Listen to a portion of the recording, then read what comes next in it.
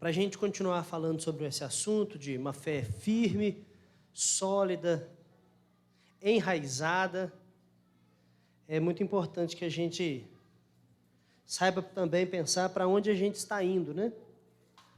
Então, já falamos sobre a ressurreição, o poder, a ressurreição e a glória. Evangelho, ressurreição, é porque o Evangelho é o poder de Deus.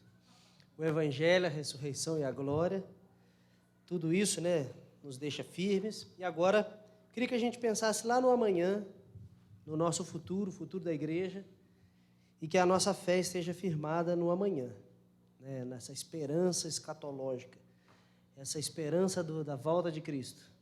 Então, o nosso tema nesse momento, dessa palestra, essa palavra, é firmes no amanhã. Firmes no amanhã. Daniel, capítulo 12. Obviamente, é uma passagem da Bíblia que vai exigir de nós um tempo que eu acredito que nós não temos. Então, nós não vamos explorar todos os detalhes de Daniel 12, mas vamos explorar alguns. E peço que você leia com atenção a palavra de Deus. Nesse tempo se levantará Miguel, o grande príncipe, o defensor dos filhos do teu povo, e haverá tempo de angústia, qual nunca houve, desde que houve nação até aquele tempo. Mas naquele tempo será salvo o teu povo, todo aquele que for achado inscrito no livro. Muitos dos que dormem no pó da terra ressuscitarão, uns para a vida eterna, outros para a vergonha e horror eterno. Os que forem sábios, pois, resplandecerão como o fulgor do firmamento, e os que a muitos conduzirem à justiça, como as estrelas, sempre e eternamente. Tu, porém, Daniel, encerra as palavras e sela o livro até o tempo do fim. Muitos esquadrinharão e o saber se multiplicará. Então eu, Daniel, olhei, e eis que estavam em pé outros dois, um de um lado do rio, o outro do outro lado. Um deles disse ao homem vestido de linho, que estava sobre as águas do rio: quando se cumprirão essas maravilhas?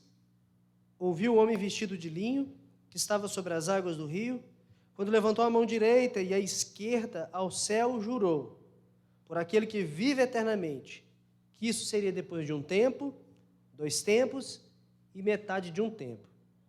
E quando se acabar a destruição do poder do povo santo, essas coisas todas se cumprirão. Eu ouvi, porém não entendi. Então eu disse: meu Senhor. Espera que a Siri está querendo. A Siri está querendo pregar no meu lugar. Na EPB não tem pastora não, só fica esperta.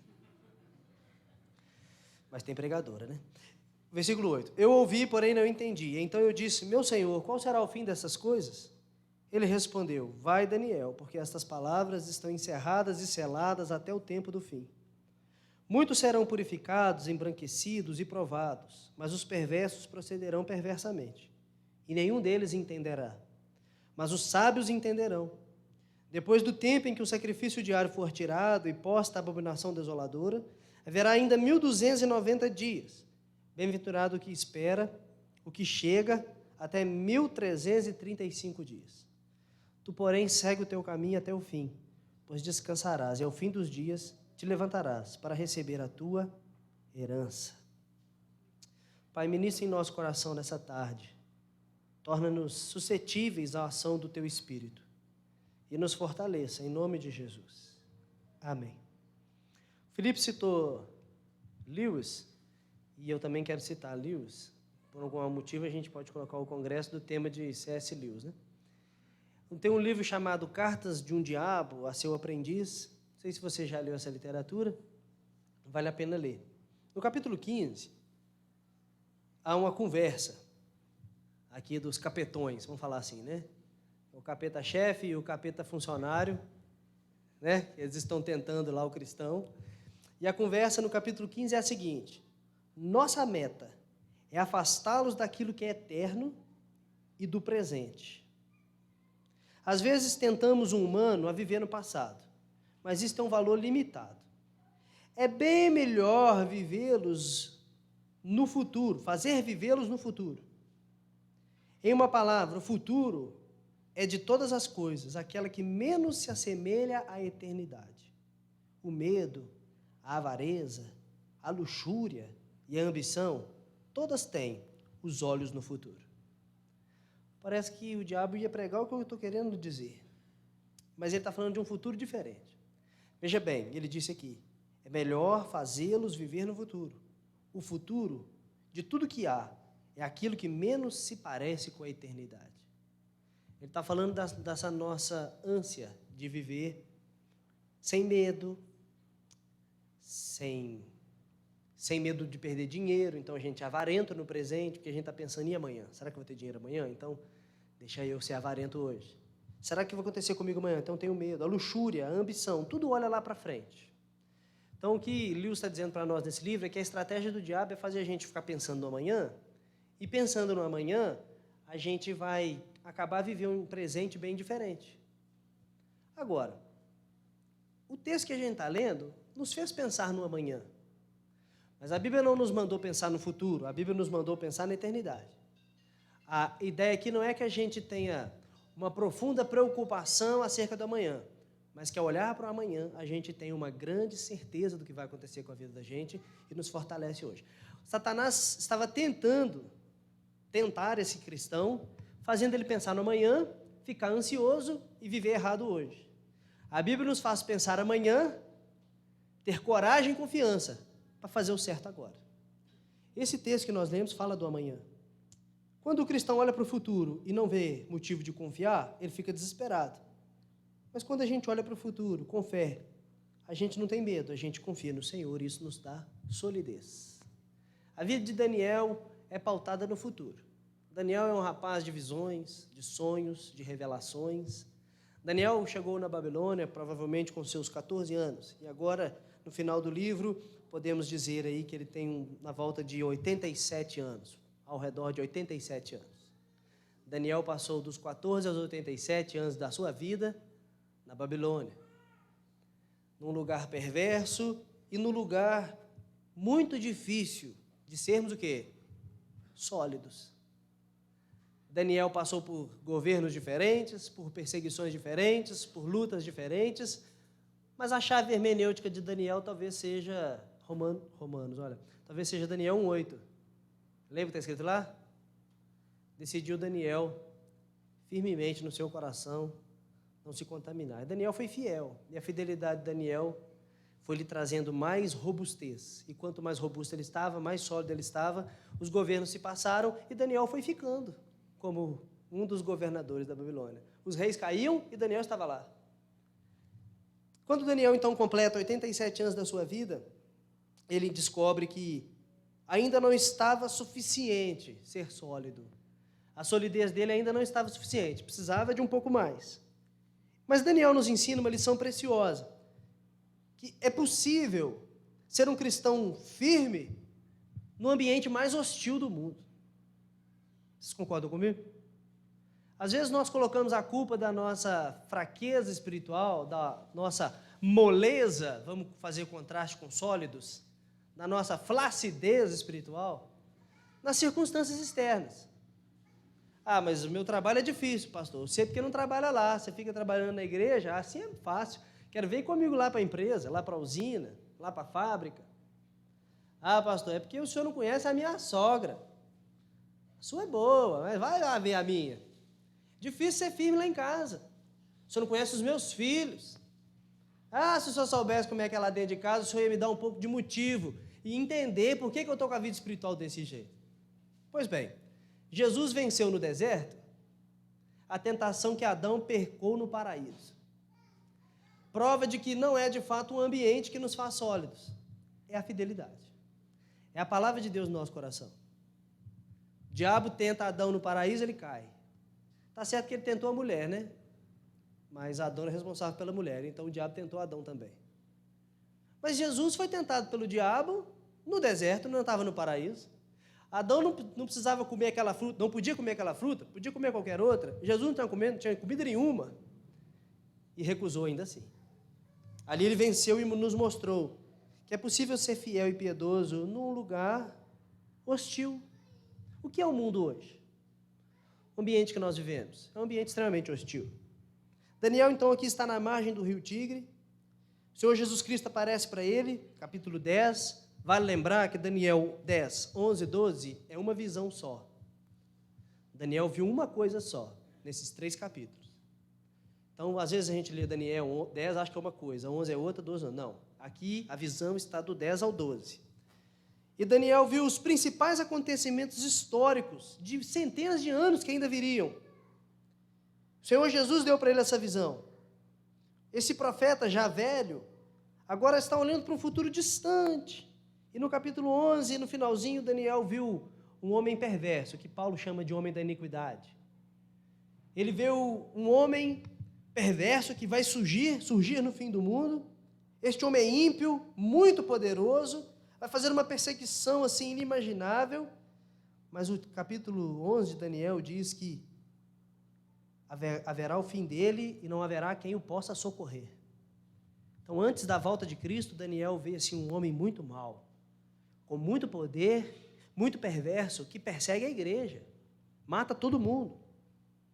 Mas nos versículos 21 em diante do capítulo 11, Daniel, eu estou dando contexto para a gente chegar no 12, tá bom? Daniel vê a presença de um rei, Seleucida, um homem que a gente já falou dele, quando a gente estudou aqui, o livro de Daniel, lá no capítulo 8, nas nossas exposições do livro de Daniel, nós falamos de um rei Seleucida, lá no capítulo 8.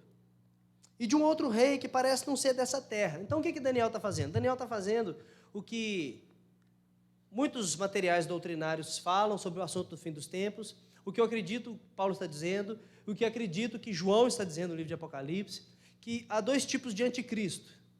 O primeiro é o sistema do anticristo, o qual os reformadores, inclusive João Calvino, atribuíam ao Papa o título de anticristo. Isso está inclusive na nossa confissão de fé, a confissão de fé de Westminster, o Papa é o anticristo.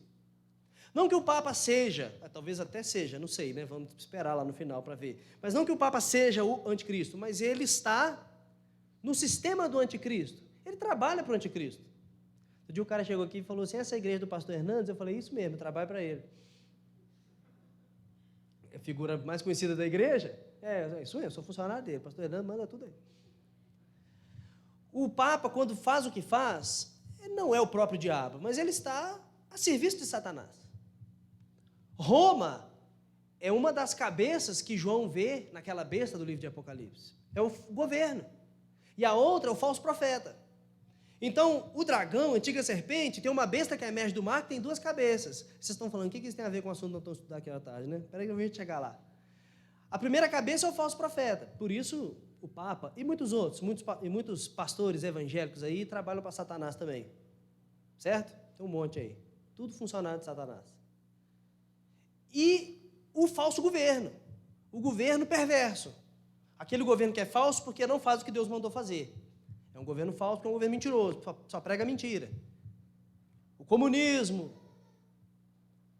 Deixa eu parar aqui antes que me batem, né? Mas uma linha diversa. Roma, Babilônia, a Pérsia, eram todos governos que se levantavam contra o povo de Deus. E João está falando, esse povo aí trabalha para o diabo. E no fim, então, há de se levantar, além desse sistema anticristão, o próprio anticristo, que não pode ser nada menos e nada mais do que o próprio Satanás. E Daniel vê tudo isso na sua visão. Mas no capítulo 12, finalizando essa visão, uma visão geral que ele tem, bem profética, essas profecias são maravilhosas, né? As bíblicas. Daniel vê um conflito assim entre os anjos de Deus, a vitória do Senhor, e ele escreve antes de acontecer e Deus fala, agora fecha, e não conta para ninguém. Mas uma palavra tão maravilhosa que me dá tanta esperança, fecha, não é a hora. Então, quando a gente lê esse texto, a gente lembra da grande tribulação, Mateus capítulo 24, também nos lembramos dos capítulos de 2 Tessalonicenses, que Paulo escreve. O fim da história mundial, os últimos dias. E por que eu estou falando disso? Porque eu acredito que, eu não combinei com o Felipe, mas assim como ele falou da ressurreição, como algo que nos dá esperança e solidez, eu acredito também que olhar para o amanhã é a única resposta que a gente tem para ficar de pé hoje. Porque eu poderia te dar alguns motivos para a gente ficar de pé hoje. A maior igreja do mundo hoje, sabe onde está? O país do mundo onde há mais cristãos, no mundo inteiro. Quem arrisca acertar? Na China. Na China. Um ambiente onde, até pouco tempo atrás, não tinha, né? Hoje é o país mais cristão do mundo, é a China. Isso é um motivo da gente se alegrar e falar, tem esperança, eu posso ficar de pé? Mas amanhã talvez a China já não esteja tão bem sem mais. A nossa esperança, então, não está em determinadas coisas, mas o que nos mantém de pé é o destino final da história. Saber que lá no final, a gente estava no caminho certo. Poder falar que agora, olha aqui o final da história. Eu posso ficar de pé, porque olha só o final da história. Inclusive, Jesus Cristo nos ensina isso no Mateus 24, ao falar do final da história, ele fala daqueles que chegam até o fim. E o Apocalipse de João, a revelação de Jesus a João, diz assim, aquele que perseverar até o fim, será salvo. Então, o que nos faz ficar de pé é essa esperança, esse encorajamento, ao olhar lá para o futuro, no lugar de a gente olhar para o presente. E olhando para essa passagem, eu quero deixar duas breves lições. A primeira, quando a gente olha para o futuro, a gente fica de pé, a gente fica firme, porque a gente percebe o que realmente importa. Eu vou repetir. Ao olhar para o futuro, a gente solidifica a nossa fé, porque a gente lembra daquilo que realmente importa. Se eu perguntasse para você assim, você tem mais um dia de vida, o que você vai fazer? Eu tenho certeza que aquela série do Netflix que você parou na metade, você não vai acabar de ver. Não importa tanto assim. Você tem 24 horas de vida, você vai terminá-las acabando de ver aquela série do Netflix? Eu acho que você não vai preocupar em ver aquilo mais não. Perdeu o brilho total, perdeu o valor. Para que eu vou assistir isso? Eu só tenho 24 horas de vida. O que você faria com as últimas 24 horas de vida da sua história? Pois é, talvez nós iríamos nos arrepender, pedir perdão, sei lá, viver na igreja as últimas 24 horas, agarrar assim nos tijolos, né, para ver se a gente sobe junto. Alguma coisa assim. Por quê? Porque quando a porca aperta, quando vem o problema, quando parece que estamos chegando no fim, a gente percebe o que realmente importa. E esse livro fala para nós, esse capítulo, primeira coisa que a gente vê o que importa, os anjos. Logo no início do texto, olha o que diz o que diz Daniel, perdão. Nesses dias difíceis, lá no fim dos tempos, vai se levantar um homem chamado Miguel. Miguel é o grande príncipe. E o que Miguel faz? Segundo a passagem, e o que faz Miguel? Pode ler. Ele é o defensor do povo de Deus. Sabe aquela promessa, aquele texto que o abusado de Satanás falou para Jesus? Lança-te aqui, lança-te. E o Senhor dará ordens aos teus anjos para que te guardem. Vocês acham que era um blefe de Satanás? Era um blefe? Pula aí, só para a gente ver um negócio. Você acha que é isso? Vamos ver o que acontece. Não pulei, só um. Claro que não. É uma palavra da Bíblia. Salmo 91 até fala isso para nós. O homem que habita no esconderijo do Altíssimo, sobre as suas asas descansará. É promessa de Deus. O que Deus está nos dizendo é que agora, eu, por exemplo, que sou amilenista, né, e não vou entrar nesse assunto aqui, impossível. Se você não sabe o que é, vai procurar na bula de um remédio que você vai achar. O que é amilenismo, pré-milenista e pós-milenista, dispensacionalista histórico e clássico. Eu acredito que a escatologia, o fim do tempo inaugurou quando Jesus veio à Terra. Esses são os últimos dias. O reino de Deus é chegado, o tempo está cumprido, o fim está próximo. Jesus inaugurou o fim dos tempos, os últimos dias. Nós estamos nos últimos dias.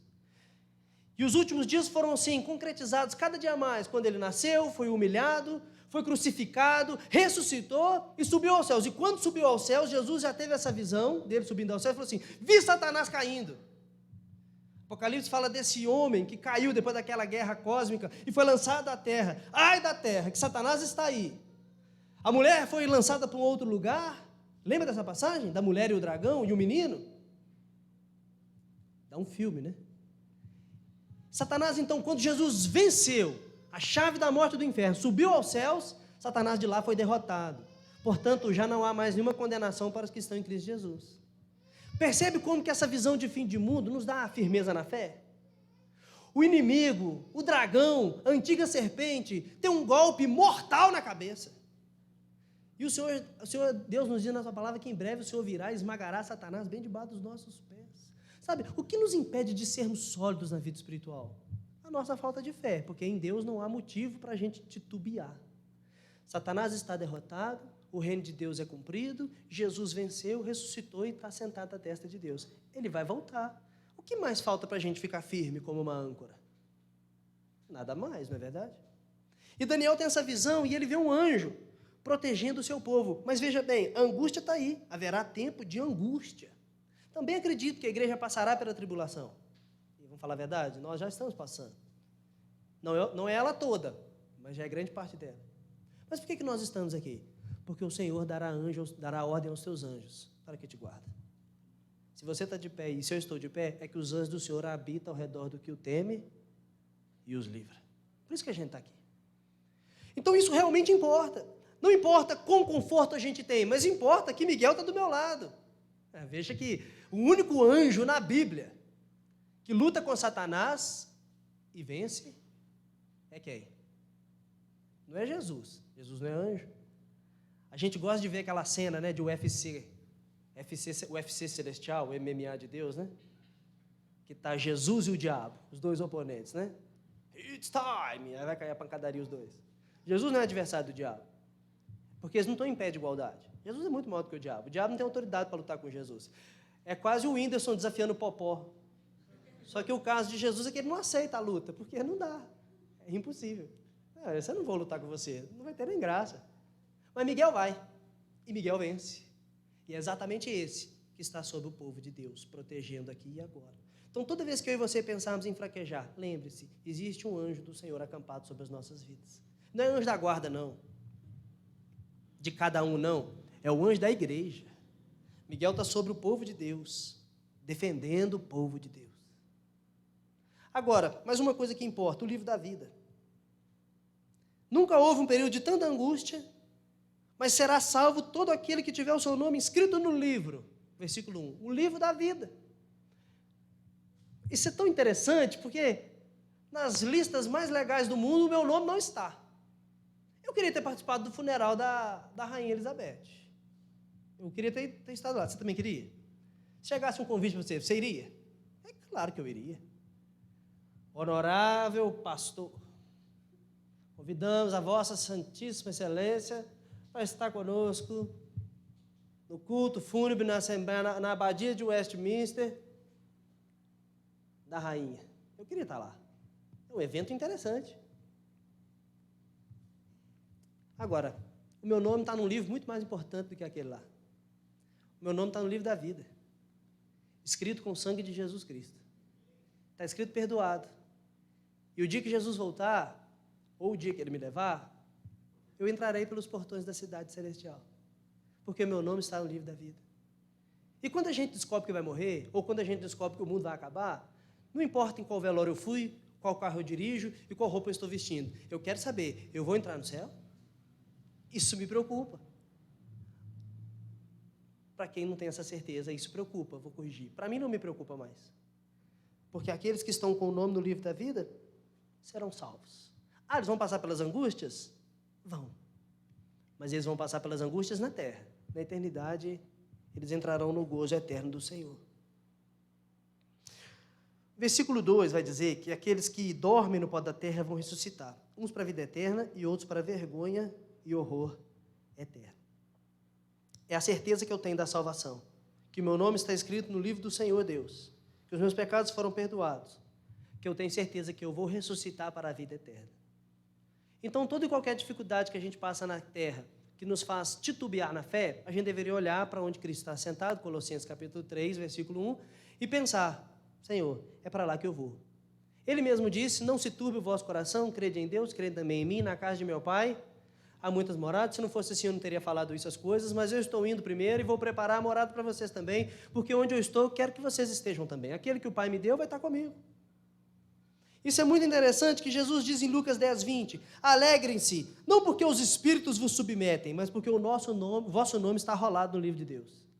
Seria maravilhoso poder expulsar um monte de demônio numa cartada só, né? Pegar o paletó branco e vai caindo. Ia dar um poder espiritual, né? Eu fui numa pregação uma vez que o pastor falava assim, receive the power, receive the fire. Fazia assim, caiu a multidão. O cara deve sair dali parecendo um Dragon Ball Z, Super Saiyajin, cheio de poder. Mas Jesus falou, não fique feliz por isso não, viu? Fique feliz porque vocês estão, inclusive, expulsando demônio, não. Fique feliz, não. Fique feliz se o seu nome está rolado no livro da vida.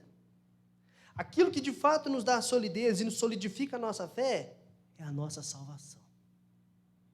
Em qualquer luta da vida, Senhor, eu acho que eu não consigo. Senhor, eu acho que eu vou perder minha solidez. Senhor, eu acho que eu vou tropeçar. Senhor, eu não tenho andado sólido. Lembre da sua salvação. Senhor, eu estou de pé.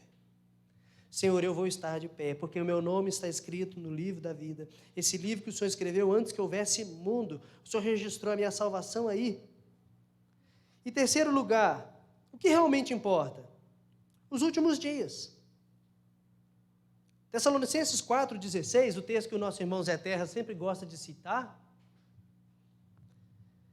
que no dia que nosso Senhor descer do céu com uma palavra de ordem, a voz do arcanjo, ao som da trombeta, aquele dia os mortos ressuscitarão primeiro, os que estiverem vivos irão para o encontro do seu Senhor, os que dormem no pó ressuscitarão, mas aqueles que crerem ressuscitarão para a vida eterna, mas os que não crerem ressuscitarão para a vergonha e o horror eterno. E todos aqueles que se firmam no dinheiro e no seu ego podem viver uma vida de pé, mas não viverão sólidos por toda a eternidade. Mas os que confiam no Senhor são como os montes de Sião. Se abalam, mas permanecem firmes. Pois é, o salmista está falando de salvação. O salmista não está falando de quem te viu passar na prova e não te ajudou, quando vê você na bênção vai se arrepender, não. Ele está falando da salvação. Você passou pelo que passou na terra, mas você vai ser firme para sempre no Senhor. O dia da ressurreição. Joel fala que é o grande e terrível dia do Senhor. Grande e terrível dia do Senhor. Pense no melhor dia da sua vida. Não se compara a 10% de quando você vai entrar na vida eterna. Não se compara a 10%. Melhor dia da sua vida. Agora pense no pior dia da sua vida. Não se compara nem 0,5% daquela pessoa que vai perecer no inferno para sempre. Não se compara. Por isso a nossa esperança não está naquilo que a gente pode fazer, mas naquele dia que o pastor vai separar os cabritos das ovelhas, o trigo do joio, a morte entregará seus mortos, e todos chegarão ao grande julgamento de Deus.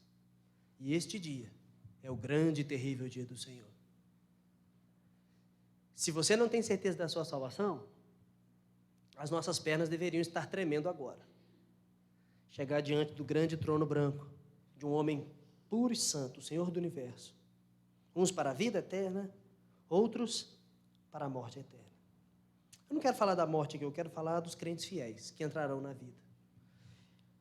E esses sábios, olha aí comigo, versículo 3. Quem pode ler, por favor?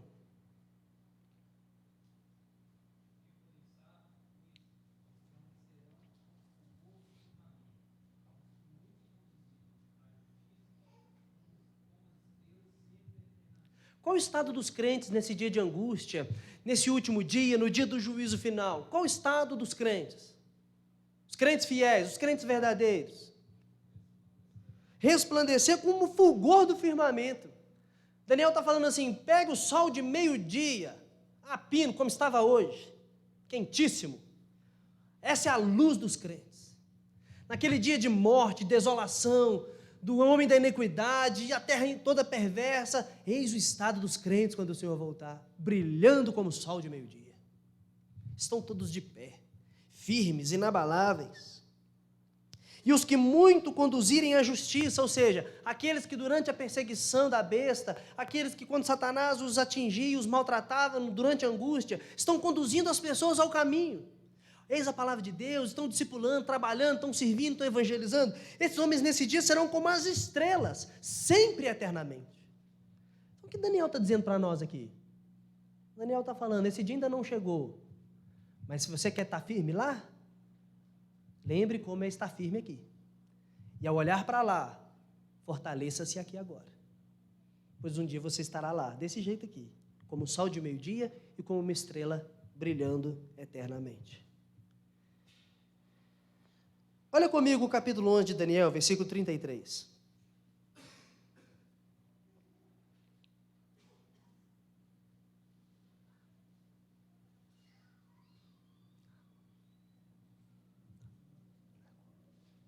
Daniel 11, 33.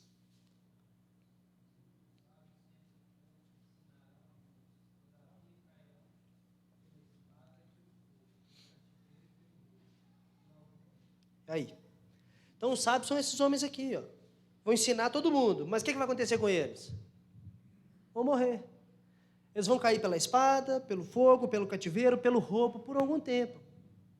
Então, eles estão de pé, eles estão sólidos, eles estão firmes, mas eles vão morrer assim.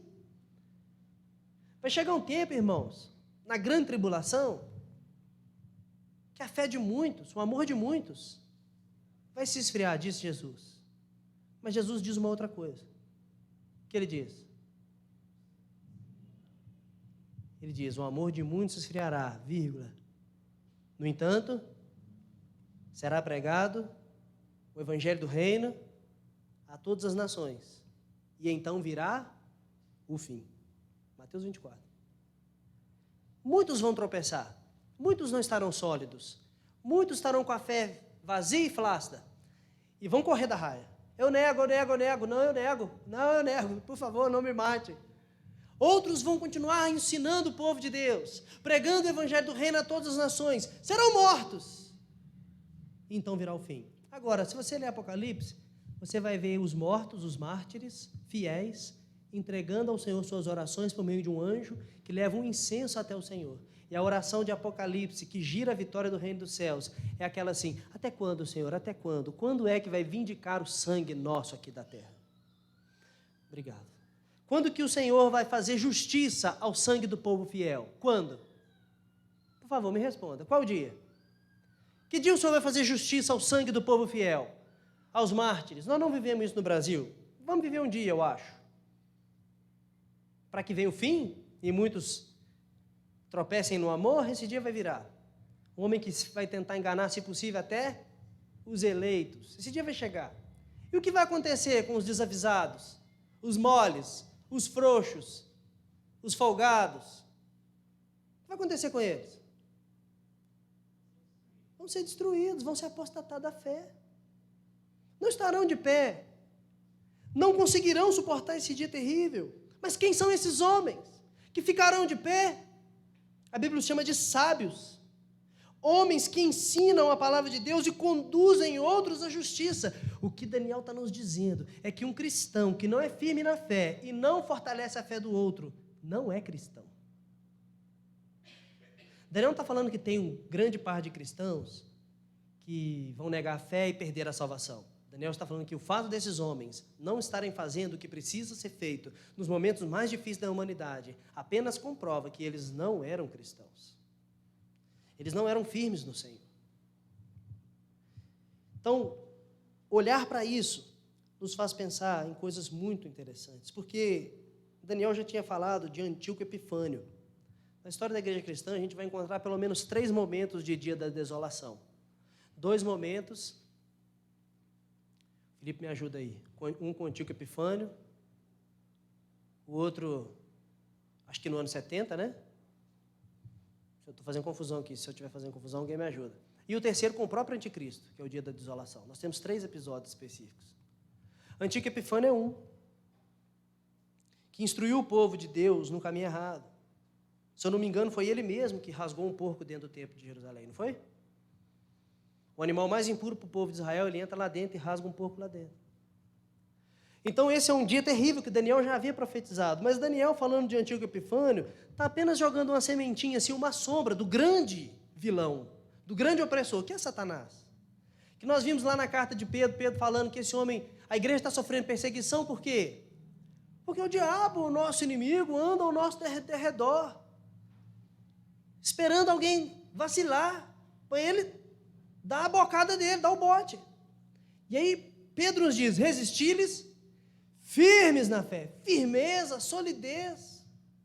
Só que é difícil vencer Satanás, ou ficar com a casa na rocha, ou tentar suportar as ondas, ou suportar a tempestade, o mar bravio com uma esperança como âncora da alma, se nós não cultivamos isso no nosso coração? Não dá para, na hora da tempestade, a gente construir uma casa. Não dá para, cara a cara com Satanás, tentar pensar qual ferramenta eu uso agora. Ou eu me preparo antes, para que eu fique sólido amanhã, ou eu vou deixando a coisa seguir, e amanhã eu vejo onde vai dar. E a gente já sabe onde vai dar.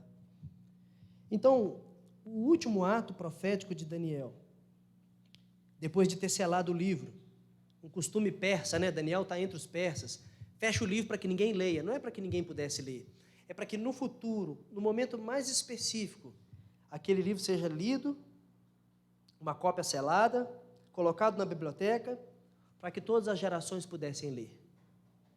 Então, Daniel não fechou para ninguém ler, Daniel fechou para ler depois. Sabe por quê? O que Daniel falou aqui? O homem me disse e eu não entendi. Daniel não entendia as verdades para aquele momento. Por quê? Porque não era momento agora. Daniel só escreveu. Quem ia entender, ia vir depois. Os crentes do futuro que iam entender o que Daniel estava dizendo. Nas próximas gerações, esses homens iam ler e o saber de muitos multiplicaria. Versículo 4. Então Daniel revelou, selou, guardou, e num determinado momento, quando a coisa começa, alguém puxa. Que momento é esse? O momento quando Jesus vem à terra, inaugura o fim do tempo, volta aos céus. Que momento é esse? O nosso momento. A Bíblia está dizendo que quem quer ser sólido precisa pegar aquele livro que está guardado para que você leia e tenha esperança. De que livro Daniel está falando? Aqui no caso, uma parte desse livro. No nosso caso, o livro todo, que é a Bíblia. O que Daniel está falando aqui é a antiga cantiga de criança. Quem não ora e a Bíblia não lê, diminuirá. Mas quem ora e a Bíblia lê, vai crescer.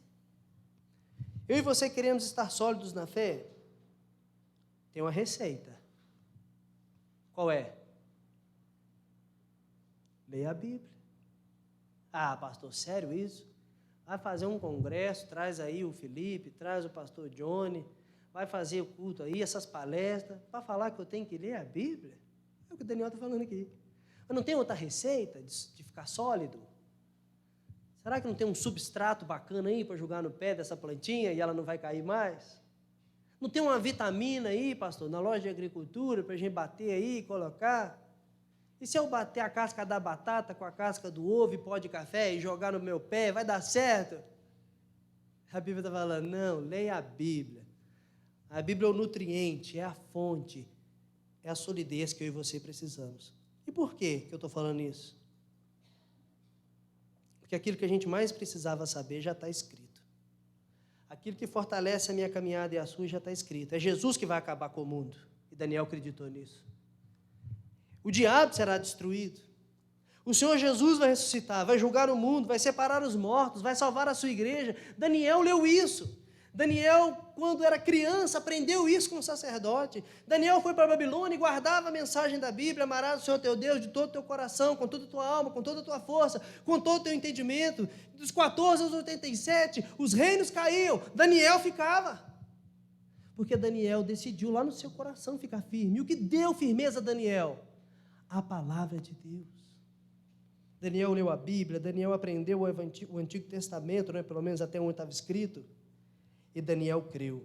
Não foi fácil, mas ele está dentro do grupo dos homens que resplandecem como o fulgor do firmamento, como as estrelas sempre e eternamente. Então, o que realmente importa?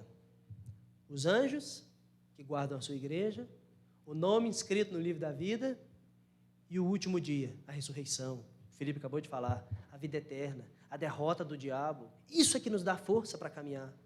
Não é porque alguém está no governo, não é porque a igreja está com pouca gente, não é porque o dízimo está pouco, não é porque minha mãe é difícil, não é porque minha esposa parece estar com o espírito de Jezabel, né, uma mulher difícil, ou o marido está com o espírito de Labão, alguma coisa assim. Não, é porque a Bíblia me prometeu que no final tem vitória do reino dos céus. E eu faço parte desse povo. Se eu não me engano, foi Moody ou Billy Graham que disse isso, né? Eu já li o fim da história, né? Eu li no fim da Bíblia.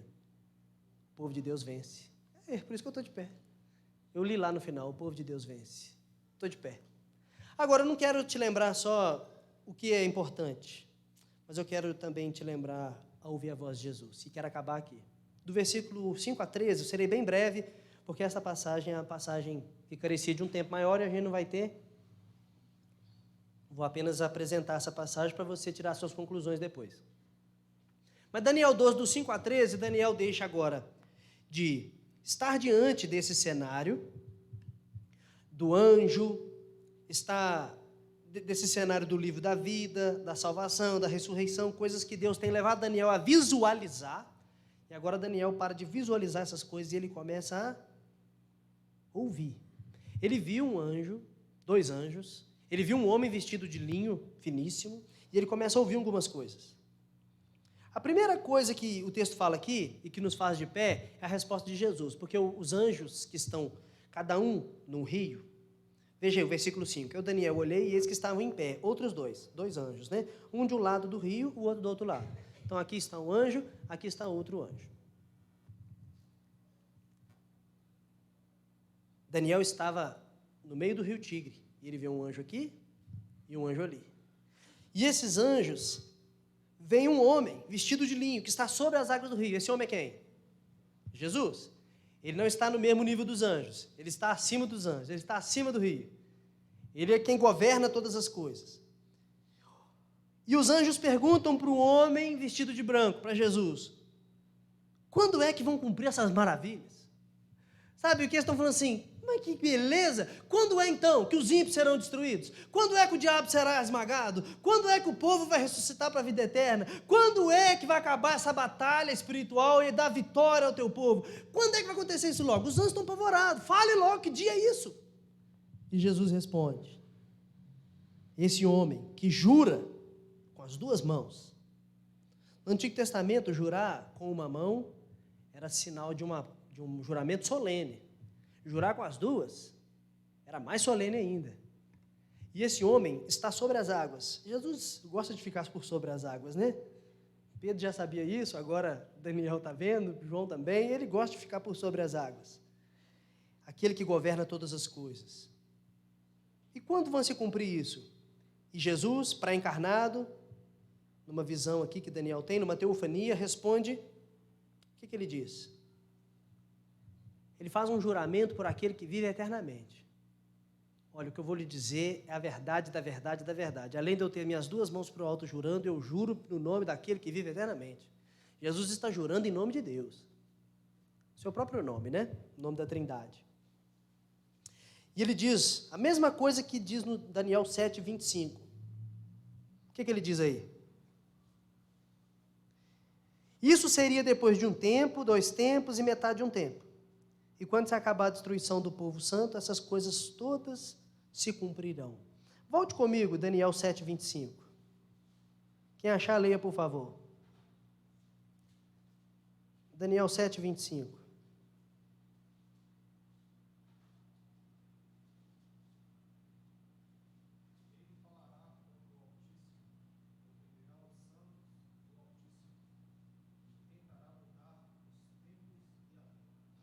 Ele fala, pode continuar.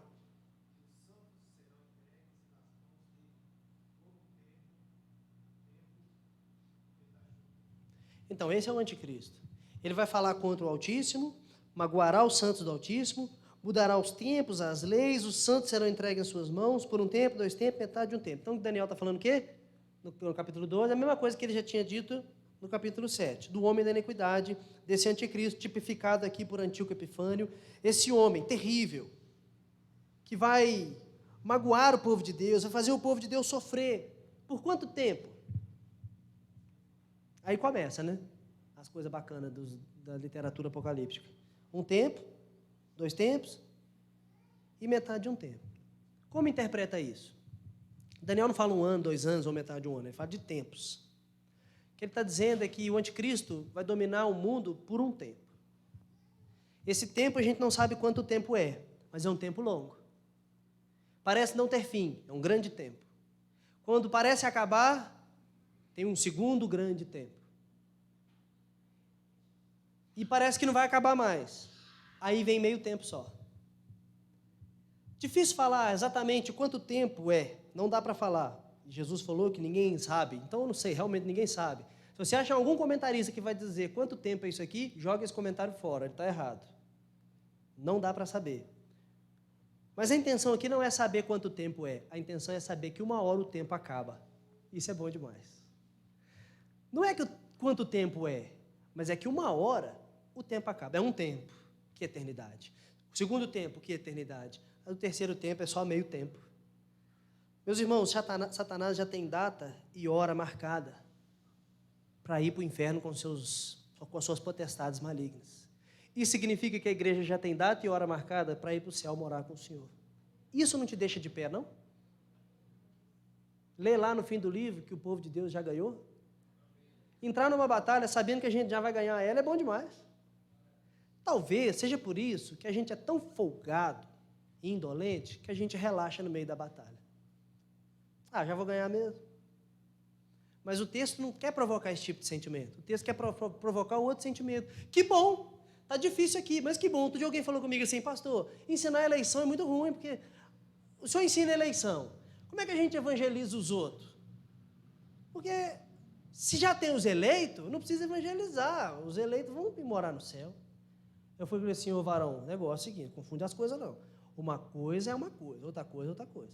Eleição é coisa de Deus. Deus salva. Agora, como é que Deus salva?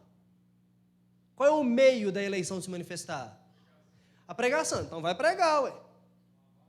Aí ele falou assim, mas pastor, eu queria saber quem eram os eleitos, que eu já prego direto para eles. Eu falei assim, eu também queria, vida boa sua, né? Mas o negócio é o seguinte, não é que eu não vou evangelizar porque Deus já tem os eleitos. Pelo contrário, é pelo fato de Deus ter os eleitos que eu vou evangelizar, que eu tenho certeza que alguém vai ouvir, alguém vai crer. Então valeu a pena. Agora imagine se eu achasse que não tem nenhum eleito. Para que eu vou? Não, eu vou porque eu sei que tem. Eles só precisam ser despertados para ouvir e falar, eu creio. Se eu não acreditasse em eleição, eu não ia pregar. Ué. Afinal de contas, ninguém vai crer mesmo. A gente vai ser maltratado, cuspido, escarnecido, açoitado. Por que eu vou sofrer se não vai ter resultado nenhum? Não é? Pode falar.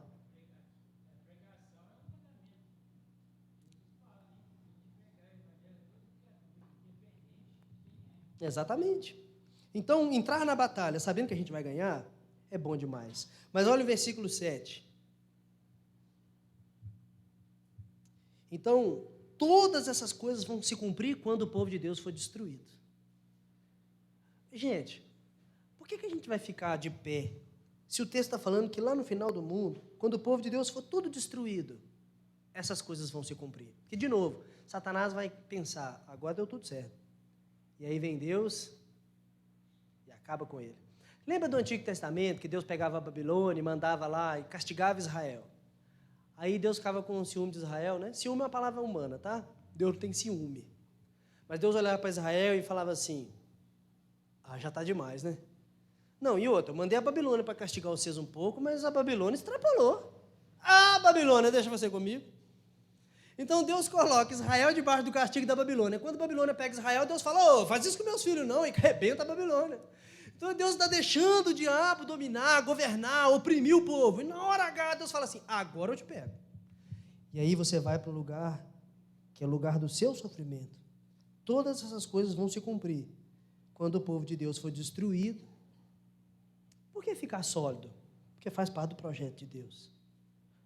O mal não será destruído quando ele estiver em baixa. O mal será destruído no seu auge. Deus não vai destruir o diabo depois que ele tropeçou, já está no chão, termina de chutar. É quando ele está no auge do seu momento que ele será destruído. E aí o povo de Deus vai poder gritar, caiu a grande Babilônia. Caiu. Eu aguardo esse dia, sabia? E você? Todos juntos de mão dadas gritando assim, caiu.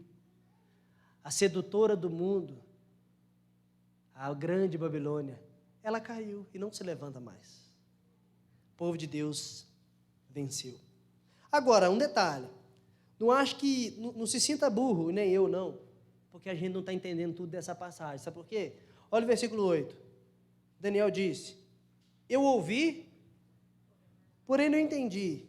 Então tá bom. Eu também não entendi tudo que está escrito aqui, não. Mas Daniel também não, então tá tudo bem. Ele que recebeu a visão não está entendendo, quanto mais nós, né? Estou brincando. Por que Daniel não entendeu? Porque a visão não era para o tempo dele. A visão era para o tempo da frente. Não era mais para esse tempo. Então ele pergunta de novo, olha o que ele diz aí, no 8. Meu Senhor, qual o fim dessas coisas? Os anjos já perguntaram.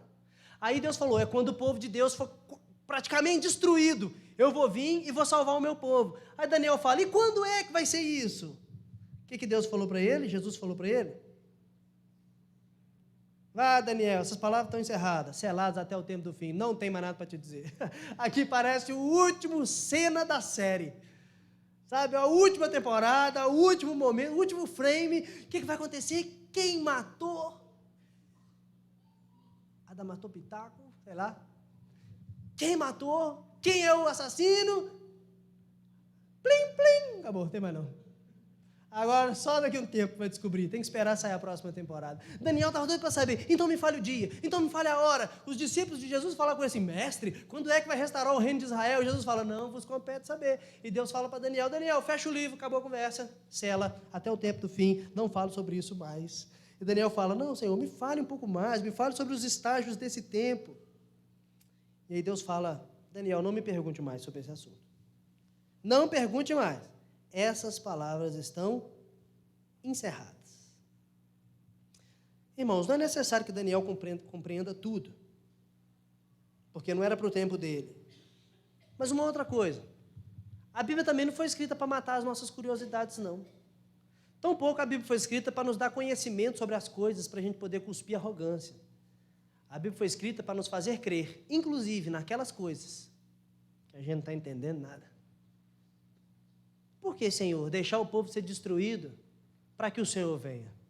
Por que deixar essa tribulação tão grande sobre o teu povo para que o Senhor se levante? O Senhor não está vendo? Levanta, até quando, Senhor? Os salmistas fazem essas orações. E a gente fica se perguntando, para mim não faz sentido. Eu acho que eu vou desistir, eu vou deixar de ser sólido, porque está muito difícil. E Deus fala, não tente entender, apenas creia. Fique firme e creia. Creia, porque Deus está fazendo você parecido com Jesus. E a Bíblia foi escrita para fazer isso, e não para nos dar lições que a gente precisava muito descobrir. Mas a Bíblia quer moldar o nosso caráter e fortalecer a nossa fé. Aí, a gente chega no versículo 11 e 12, que eu vou passar bem depressa, e pulo 10. O 10 a gente volta. O 11 e 12 é muito difícil, porque está falando de datas que realmente a gente não sabe dizer. O 10 diz assim, muitos serão purificados, embranquecidos e provados, mas os perversos procederão perversamente. Então, Jesus está falando que na perseguição que vai acontecer com a igreja, muitos serão purificados, muitos serão provados, e Deus vai purificar a sua igreja. Então, aquilo que Daniel não estava entendendo, ficaria mais claro quando aqueles irmãos fossem consultar naquele livro durante a perseguição.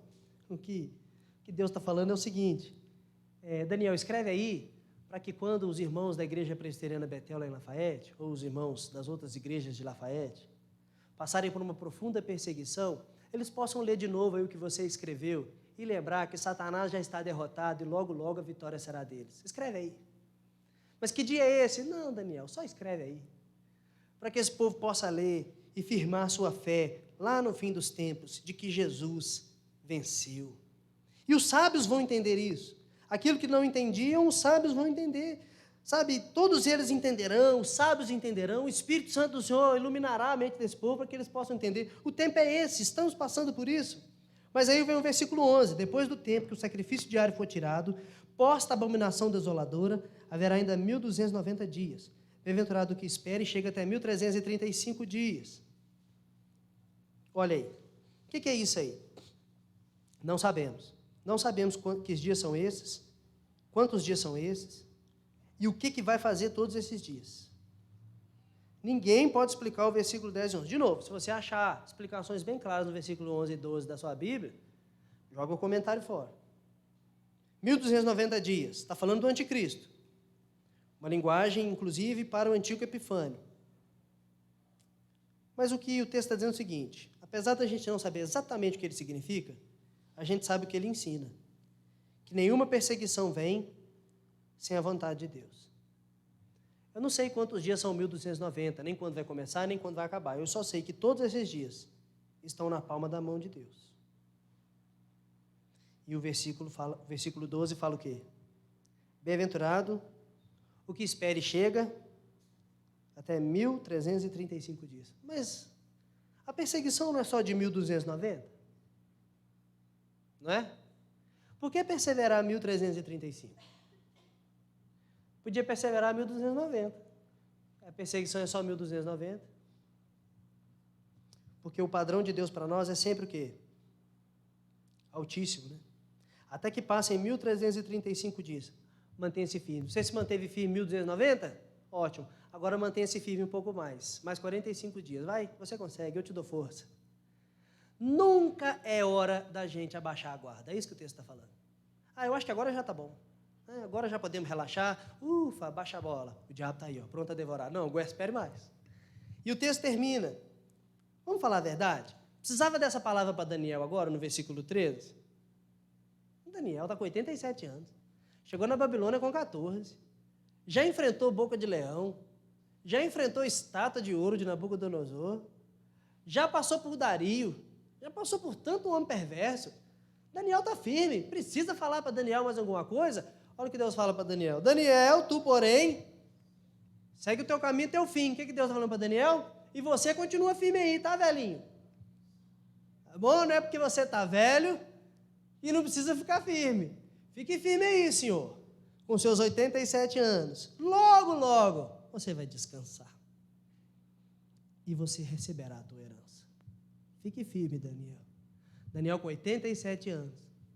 Ouve Deus falando assim, Daniel, não para agora não. Está chegando a hora de você morrer e você vai receber a herança que eu tenho para você. Fique firme até o final. A palavra que eu quero deixar para mim e para você nessa tarde, apesar de ter falado muito, né? Eu e você temos uma certeza. Uma certeza de que os anjos estão cuidando de nós. Uma certeza de que o nosso nome está escrito no livro da vida. Uma certeza de que um dia o Senhor vai voltar e vai ressuscitar a sua igreja para a vida eterna. Nós temos a certeza de que o Senhor falou, que os dias da destruição de Satanás estão contados, que o tempo de perseguição está na palma da mão e que nós precisamos ficar firmes até o fim. Então, o que realmente precisamos ver? A glória de Deus. E o que precisamos ouvir? A voz de Deus. Quer ficar firme? Olhe para o futuro e confie em Deus. Quer ficar firme? Ouça a voz de Deus no presente. Futuro e presente. O futuro a gente visualiza, o presente a gente escuta. E nos dois a gente crê. Amém? Pai, estamos diante da Tua palavra. Solidifique-nos, fortaleça-nos, ó Deus, para que ao olhar para a vitória do Cordeiro no último dia, nós possamos firmar os nossos pés aqui agora. E por isso, ó Deus, possamos ser como o sol do meio-dia, as estrelas que brilham, os sábios que ensinam uns aos outros o Teu caminho, ainda que debaixo de luta e perseguição, mas firma os nossos pés sobre a rocha, pensando na volta de Jesus. É o que nós pedimos em nome dEle. Amém. Amém, louvado seja Deus. Irmãos, aqui agora, antes da gente finalizar esse momento,